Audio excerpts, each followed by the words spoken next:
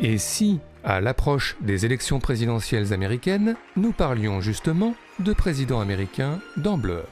Car des présidents américains au cinéma il y en a, en long métrage avec Kevin Kline dans Président d'un jour, ou en série télé avec Martin Sheen dans À la Maison Blanche, des présidents blancs avec Gene Hackman dans Les Pleins Pouvoirs, ou des présidents noirs avec Denis Esbert dans 24 heures chrono, des présidents comme Michael Douglas dans Le Président et Miss Wade, ou des présidentes comme Robin Wright dans House of Cards, des présidents inventés dans 7 jours en mai, ou des présidents ayant existé comme George Bush Senior, ici sous les traits de John Rourke dans Y a-t-il un flic pour sauver le président? Bref, des présidents américains au cinéma en veux-tu en voilà, de quoi bien évidemment faire un petit point sur la question. Alors pour commencer, un président, Ronald Reagan, a été acteur avant de se retrouver à la Maison Blanche. Le voici début 40, dans La Piste de Santa Fe de Michael Curtis, au centre, aux côtés entre autres d'Errol Flynn. Sinon plus récemment, un autre président, Donald Trump, est apparu dans certains films avant sa présidence, notamment ici dans Maman, j'ai encore raté l'avion, croisant brièvement Macaulay Culkin au Plaza Hotel de New York. Excuse me, where's the lobby? Down the hall and to the left. Thanks. Mais à part ça, de très nombreux présidents ont été un jour incarnés à l'écran, et souvent par des acteurs de renom. John Travolta par exemple, dans Primary Colors, a incarné un candidat à la présidence, très proche de Bill Clinton, et confronté à un scandale sexuel évoquant l'affaire Monica Lewinsky. Bill Murray, quant à lui, a incarné Franklin Roosevelt le temps d'une virée bucolique en Angleterre avec sa dulcinée dans Week-end Royal, quand Josh Brolin, lui, a incarné un George Bush très croyant dans W d'Oliver Stone. Mais enfin, certains présidents ont été plus incarnés que d'autres et sont devenus de véritables personnages de cinéma. C'est le cas notamment d'Abraham Lincoln, hier à ses débuts, timide, sous les traits d'Henry Fonda dans Vers sa destinée de John Ford, Gentlemen and fellow citizens.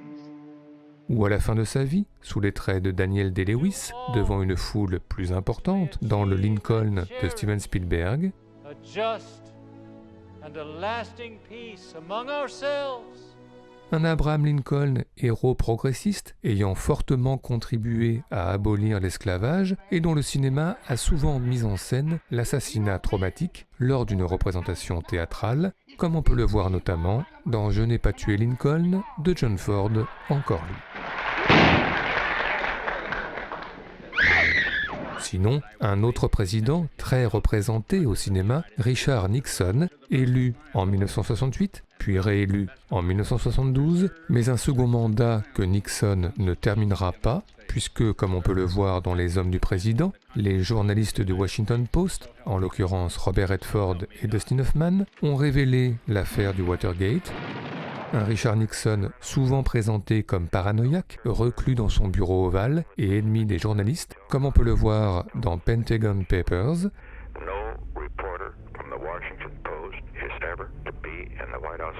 Un Richard Nixon du coup souvent jugé par la grande histoire et notamment par ses prédécesseurs, ce que montre Oliver Stone dans Nixon, avec Anthony Hopkins dans le rôle titre, regardé successivement par Abraham Lincoln, puis par John Fitzgerald Kennedy.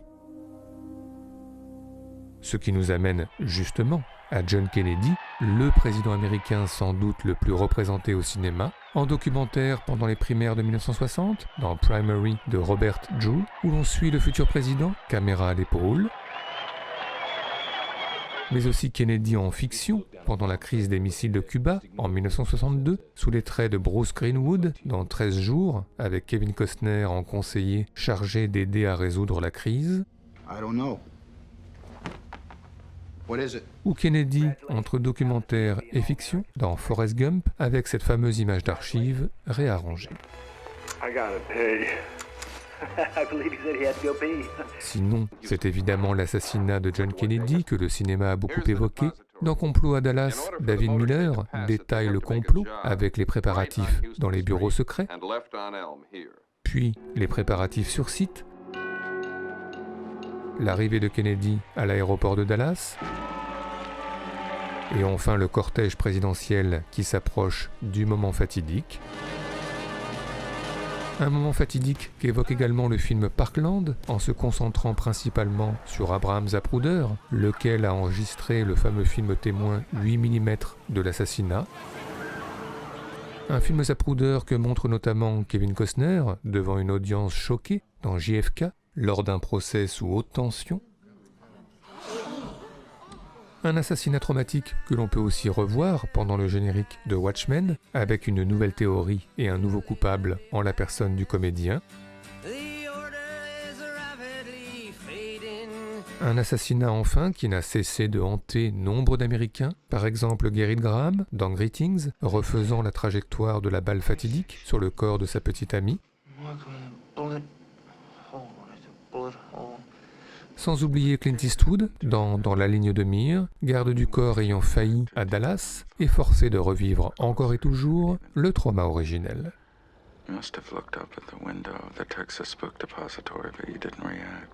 Mais encore, eh bien les présidents américains de fiction, qui sont là aussi légion au cinéma, et des présidents le plus souvent menacés. Physiquement, comme Donald Pleasance, en mauvaise posture face au Duke dans New York 1997, mais le plus souvent des présidents menacés diplomatiquement, notamment pendant la guerre froide, comme Henry Fonda dans Point Limite, pour des discussions tendues au téléphone avec son homologue soviétique.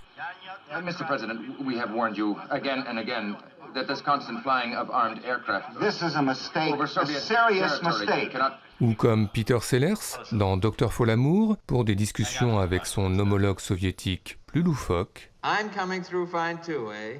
Good, then. Well, then, as you say, we're both coming through fine. Good. Well, it's good that you're fine, then, and I'm fine. Et puis des menaces terroristes, par exemple venues de Corée du Nord, pour le président Aaron Eckhart dans La chute de la Maison Blanche. Des menaces terroristes qui peuvent d'ailleurs se présenter comme dans Die Hard 4 sous la forme d'un supercut de discours d'anciens présidents américains. It is time to Strike fear into the hearts of citizenry. Enfin, la menace peut aussi être extraterrestre, notamment pour le président Jack Nicholson dans Mars Attacks, ou cette menace peut aussi prendre la forme d'une météorite s'approchant dangereusement de la Terre dans Deep Impact, obligeant le président Morgan Freeman à des discours résignés. Comets are still headed for Earth, and there's nothing we can do to stop them. Des menaces enfin qui parfois poussent les présidents à se transformer en héros, voire en super-héros, le temps d'un discours très patriotique pour Bill Pullman dans Independence Day. Today, we celebrate our Independence Day. Le temps de coups de feu en altitude pour Harrison Ford dans Air Force One. Ou encore le temps de combats chorégraphiés très over the top dans Abraham Lincoln, chasseur de vampires.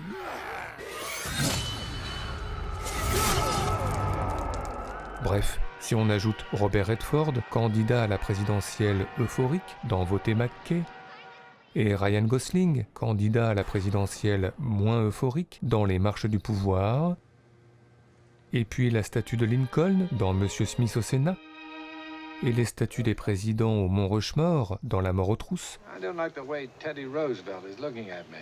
on peut dire que les présidents américains sont partout, et encore, on en a oublié plein, déclinés en poupées russes dans le bureau des légendes, ou déclinés en masque dans Point Break. Et tout ceci nous a, comme d'habitude, donné des envies de classement. Little Hand says it's time to rock and roll.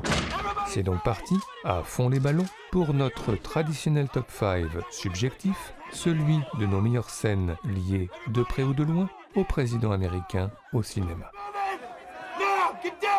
Notre numéro 5, commençons par X-Men, le deuxième, sorti au début des années 2000, avec en guise d'ouverture la fameuse attaque de la Maison Blanche par le facétieux Diablo, au rythme du Dies Irae de Wolfgang Amadeus Mozart, rien que ça. Excuse me, sir. Are you lost?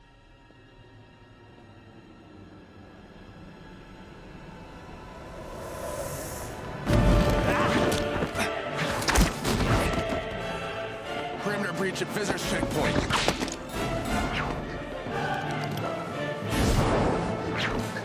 Multiple subjects. Mr. President, security breach. Jackie, leave. Let's get him out to the car. Exit's not clear. We don't know how many there are. Whole slide secure.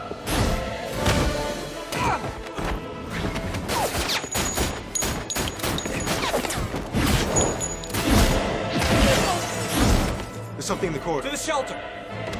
Negative. Not clear.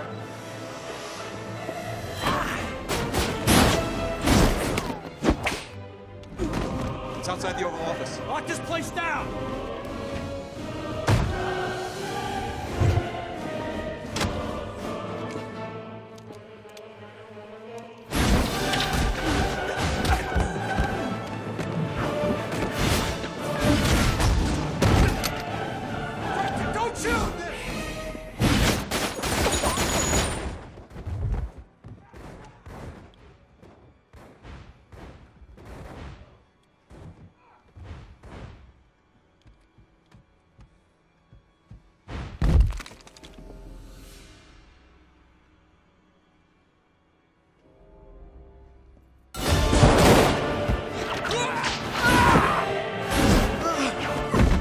God.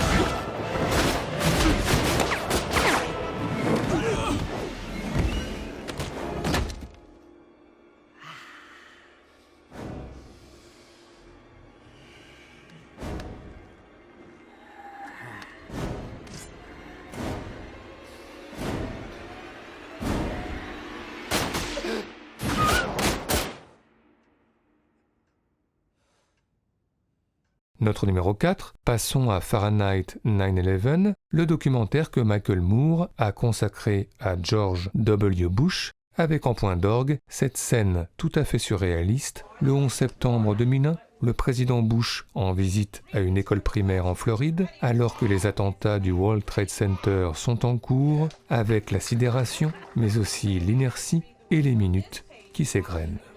When the second plane hit the tower, his chief of staff entered the classroom and told Mr. Bush, the nation is under attack. Not knowing what to do, with no one telling him what to do, and no Secret Service rushing in to take him to safety, Mr. Bush just sat there and continued to read My Pet Goat with the children.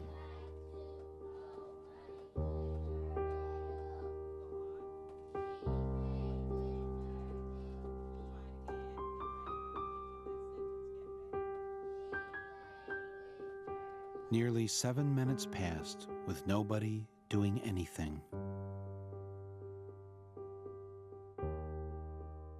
Notre numéro 3, passons maintenant, une fois n'est pas coutume, aux clips, car il se trouve que 2 clips fameux mettent en scène un président américain. Il y a tout d'abord Two Tribes de Frankie Goes to Hollywood et son ring opposant en pleine guerre froide le premier secrétaire du parti soviétique Tchernenko et le président américain Ronald Reagan. Et puis il y a le plutôt impressionnant Coma White de Marilyn Manson, dans lequel Manson rejoue à sa façon l'assassinat de John Kennedy avec Rose McGowan en Jackie Kennedy.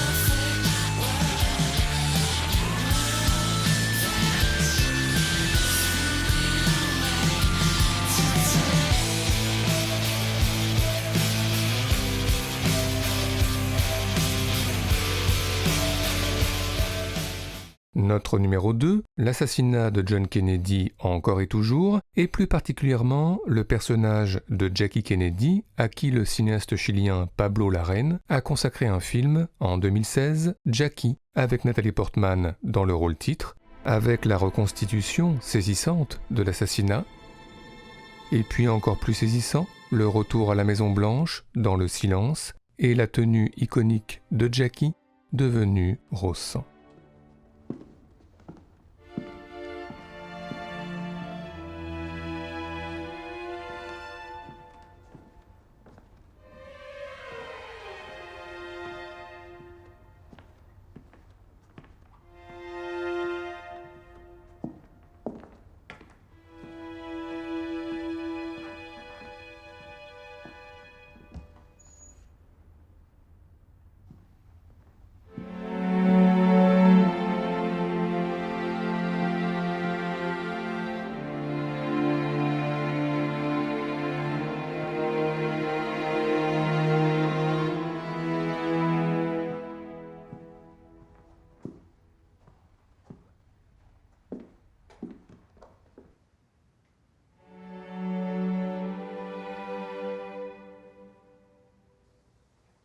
Enfin, notre numéro 1, un film que nous n'avons curieusement jamais cité dans nos top 5 dans Blow Up, et on se demande bien pourquoi. Bienvenue Mr. Chance d'Al Ashby, avec Peter Sellers dans son dernier rôle, celui d'un jardinier plutôt décalé et bientôt contraint de rejoindre le monde réel avec cette image iconique, Mr. Chance en marge et dans le même temps au centre, dans la lune et dans le même temps dans le vrai. Car au milieu du film, Mr. Chance va par un concours de circonstances rencontrer le président américain, incarné par Jack Warden, pour un premier contact tout d'abord assez froid, avant de bientôt intriguer le président par des formules mystères en lien avec le jardinage. First comes spring and summer, but then we have fall and winter. And then we get spring and summer again. Et puis bientôt, Mr. Chance, qui va influencer le président dans ses discours. Bref, Mr. Chance, meilleur conseiller présidentiel de notre histoire du cinéma, à méditer ces jours-ci. Gentlemen, let us not fear the inevitable chill and storms of autumn and winter. Instead, let us anticipate the rapid growth of springtime. Let us await the rewards of summer. As in a garden of the earth, let us learn to accept and appreciate the times when the trees are bare, as well as the times when we pick the fruit.